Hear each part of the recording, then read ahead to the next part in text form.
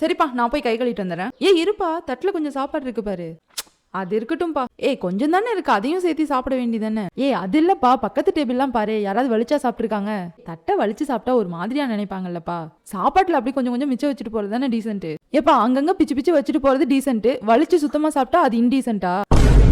சரி, சுத்தமா சாப்பிட்டா அவங்க எதுக்கு ஒரு மாதிரியா நினைக்கணும்? நம்ம காசு கொடுத்து தானே சாப்பிட்றோம். இன்னைக்கு சாப்பிட்டுட்டு கொஞ்சமாவது மிச்சம் வைக்கிறது ஒரு ஃபேஷனா போச்சுல்ல.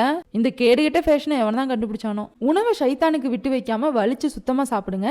ஏன்னா உணவுல எந்த பகுதியில பரக்கத்து இருக்குங்கிறது தெரியாதுன்னு நபி ஸல்லல்லாஹு அலைஹி வஸல்லம் சொல்லியிருக்காங்க. அது மட்டும் இல்லாம இந்த உணவுக்கு பின்னாடி எத்தனை விவசாயிகளுடைய உழைப்பு இருக்கு. வேர்வை சிந்தி ரத்தம் சிந்தி இந்த உணவை நமக்கு கொடுக்குறாங்க. அதை இப்படிதான் வீணடிக்கிறதா? எத்தனை பேர் இந்த 4 பேருக்கு சாப்பாடு இல்லாம தினம் தினம் செத்துட்டு இருக்காங்க தெரியுமா? நமக்கெல்லாம் ஈஸியா கிடைச்சிருதுல, அதனால நமக்கு உணவோட அருமை தெரிய மாட்டேங்குது. இந்த ஃபேஷனுங்கிற பேர்ல உணவு மிச்சம் வைக்கிறாங்க பாத்தியா, அவங்களுக்கெல்லாம் ஒரு நாள் ஃபுல்லா சாப்பாடு போடாம பட்டினி போட்டா தெரியும் சாப்பாட்டோட அருமை என்னன்ட்டு.